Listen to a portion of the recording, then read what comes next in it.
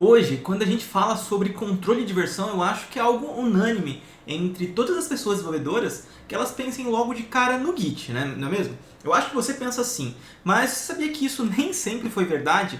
Então, como é que você acha que eram as coisas até chegarem aqui? Fica comigo nesse vídeo que a gente vai falar um pouquinho sobre essa trajetória do controle de versão até chegar no Git. E aí pessoal, tudo certo? Meu nome é Júlio Arruda e hoje a gente vai falar um pouquinho sobre história. Sobre a história do controle de versão, como eram as coisas no passado até chegar àquilo que a gente conhece hoje. Aqui no meu canal eu sempre falo muito sobre Azure DevOps e também sobre GitHub. E essas duas plataformas, assim como as demais principais do mercado, utilizam ali o Git como o seu principal protocolo de controle de versão. Eu acho que isso você já tá careca de saber. Espero que não esteja careca, eu tô ficando. E isso é uma coisa boa, né? Já que a maneira como a gente usa uma plataforma vai ser basicamente a mesma na outra plataforma, né? A experiência tem as suas diferenças, mas é basicamente a mesma, independente ali da plataforma. Como você usa o Git, como você usa a linha de comando, o Git commit e tal, é tudo igual. Mas, como a gente bem sabe, as coisas nem sempre foram assim, não é mesmo? Então, a gente vai falar um pouquinho hoje sobre como é que eram as coisas ali antes do Git, né? Como é que foram os primórdios do controle de versão. Só que antes da gente seguir aqui, não esquece de já deixar o seu like nesse vídeo, tá bom?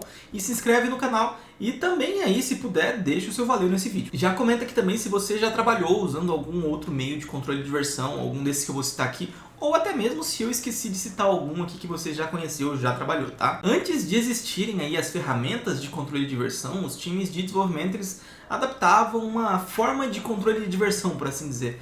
E eu tô me sentindo meio velho aqui agora, porque eu atuei num projeto lá no início de carreira, que nem faz tantos anos assim, que a gente fazia dessa mesma forma que eu vou falar com vocês aqui agora, tá? A forma arcaica, né, e eu posso dizer um pouco problemática, era usar pastas na rede. Aí essas pastas elas entravam, ou não, vai saber, né, muitas das vezes não, nas políticas de backup dessa empresa que você estaria atuando, né?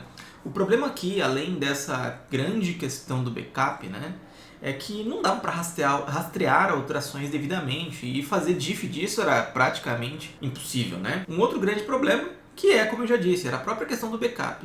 Como eu falei, isso teoricamente entrava na política de backup da empresa, mas muitas vezes só teoricamente.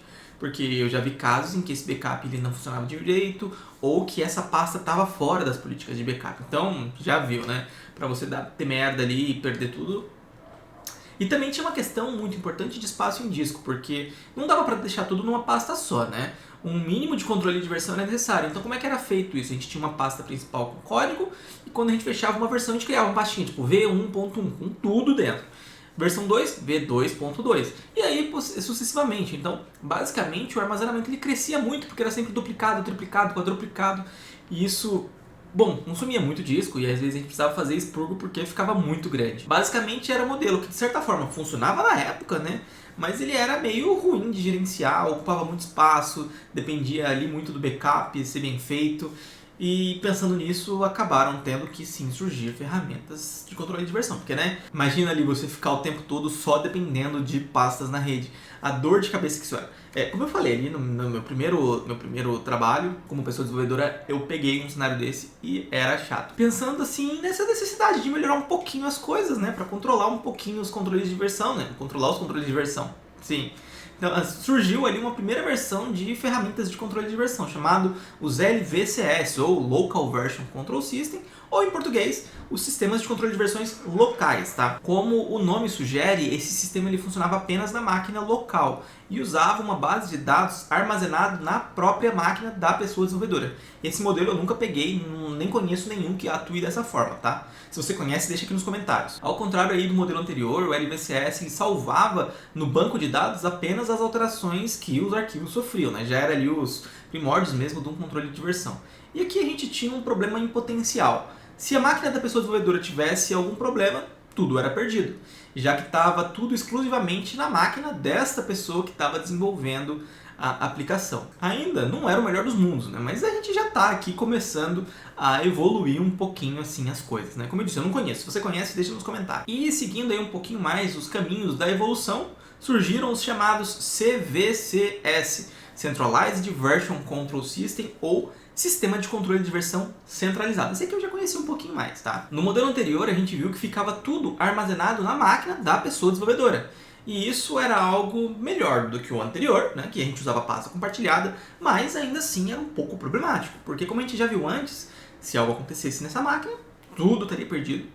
Horas de trabalho, meses de trabalho, tudo indo para o lixo. O modelo centralizado, a gente tem um servidor central onde o nosso código-fonte está armazenado e onde as versões são ali gerenciadas, tá? E nesse modelo, todas as pessoas desenvolvedoras que estão trabalhando nesse projeto, nessa aplicação, precisam estar conectadas nesse servidor, tá? Então, tudo, para tudo, você precisa estar lá. Esse definitivamente é um modelo muito melhor que os sistemas locais, tá? Porque a gente não depende das máquinas das pessoas desenvolvedoras e a gente está armazenando tudo num sistema central, num repositório central, onde todas as pessoas desenvolvedoras vão estar conectadas, trabalhando e todo o histórico está em um único lugar, não está com o histórico só disperso, tá? Então, inclusive, a gente tem uma praticidade ainda maior para fazer o backup, já que a gente precisa fazer o backup de um lugar só e a gente pode evitar a perda de dados aqui, tá? Mas, como a gente sabe, nem tudo são flores, né? Um exemplo de controle de versão que usa o modelo centralizado pode ser dito aqui como o Team Foundation Server, né? Team Foundation Control, quer dizer, que fazia parte do Team Foundation Server, que é o antigo Azure DevOps, né? Que ainda tem lá dentro o seu legado. Se você não for no Azure DevOps, você ainda consegue ver isso. E o SVN também usa esse modelo centralizado. Mas como eu disse, nem tudo são flores, né? Algumas coisas aqui são um problema que versões futuras devem resolver, que seriam basicamente as seguintes questões. Justamente essa questão de estar tudo num lugar só, né? Se o HD do servidor der problema, a gente acaba perdendo tudo. Mas eu gostaria de pensar que, como a gente está falando de um servidor, a gente tem backups muito bem feitos, muito bem definidos, apesar de eu já ter visto locais que usavam esse modelo e não tinham backup nenhum, e eu tô falando sério, tá? Um outro ponto é justamente essa questão de ser centralizado, né? E ter que se estar conectado o tempo inteiro no servidor para trabalhar. Então significa o seguinte, se minha internet cair, parei, não consigo mais trabalhar no código, entende?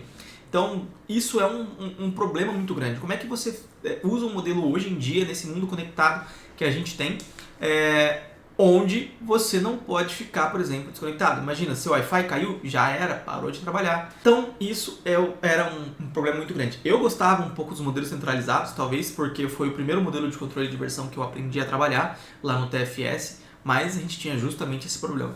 Caía a rede, esquece. Eu trabalhava local, dentro da empresa, o servidor estava dentro da empresa, mas às vezes tinha um problema que caiu a rede, esquece, eu não conseguia mais fazer nada, porque ele dependia dessa conexão com o servidor. E agora a gente chega no momento mais atual dos controles de versões, os que são chamados os DVCS, ou Distributed Version Control System, ou em português, né, portuguesando a palavra, Sistemas de Controle de Versões Distribuídos, que é justamente onde o Git se encaixa. Tá? Esse modelo ele é uma evolução do sistema centralizado. Nele a gente ainda tem um servidor centralizado para que a gente possa manter tudo sempre ali sincronizado, bonitinho, e também a gente precisa fazer backup dos dados, né? Porque sempre a gente precisa fazer backup para garantir que não vai perder nada. Só que ao contrário do modelo centralizado, na minha opinião, a questão principal é aqui, é que a gente não precisa trabalhar mais de maneira conectada. Eu posso simplesmente tirar o meu computador da internet, se eu quiser, que eu consigo continuar trabalhando e fazendo os meus commits no meu código. Eu consigo criar branches, desfazer commits, tudo de uma maneira offline, inclusive. Tudo isso porque no modelo distribuído eu me conecto no servidor basicamente para sincronizar os meus dados locais com os meus dados do servidor. Então, quando eu vou começar a trabalhar pela primeira vez, a primeira coisa que eu faço é clonar o repositório central para minha máquina. E quando eu estou falando clonar, é de uma forma totalmente literal. Eu passo a ter uma cópia exata do repositório naquele momento dentro da minha máquina. Exatamente, é um espelho do servidor daquele momento para dentro da minha máquina. Então, digamos que o servidor morreu logo após eu fazer o clone. Eu posso simplesmente recuperar a versão que estava dentro da minha máquina, entendeu? Então, depois do clone, como eu disse, eu posso até desligar a internet e fazer meus trabalhos, excluir branches, criar novos arquivos, excluir arquivos, que eu não vou ter nenhum tipo de problema, porque está tudo localmente na minha máquina. E depois, tipo no final do dia, ou quando a internet voltar, eu posso aí sim sincronizar com o servidor remoto, né, de tempos em tempos. Como eu disse, no mínimo, no final do dia, eu acho que é o ideal para a gente sincronizar isso, para manter tudo atualizado. Porque imagina, você está ali fazendo suas atividades e sua máquina morreu, aí você perde tudo que você fez, é ruim, né?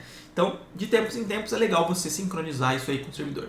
Esse é o modelo mais usado hoje em dia e eu acho que até o presente momento é a opção melhor e mais flexível que a gente tem, né?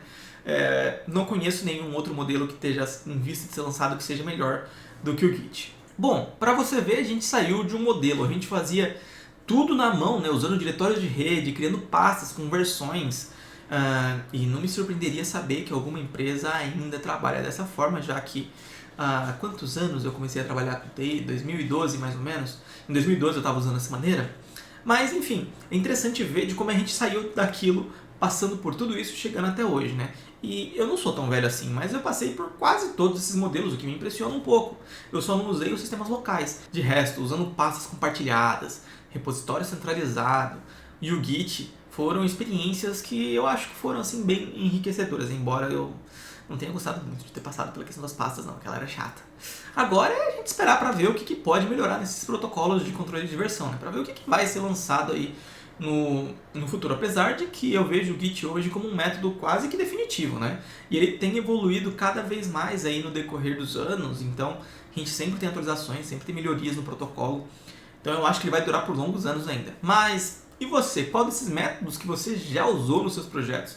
Conta um pouquinho pra gente aqui nos comentários. Eu acho que vai ser bem legal essa interação aqui, pra gente entender um pouco mais. E se eu esqueci de algum também, coloca aqui nos comentários pra gente poder aprender um pouco mais sobre esses outros modelos, tá? Eu tô deixando aqui mais 2 vídeos do canal pra você continuar se atualizando sobre os diversos temas que eu trago aqui pra vocês. Espero ver vocês nos próximos vídeos, próximas lives. Aquele abraço!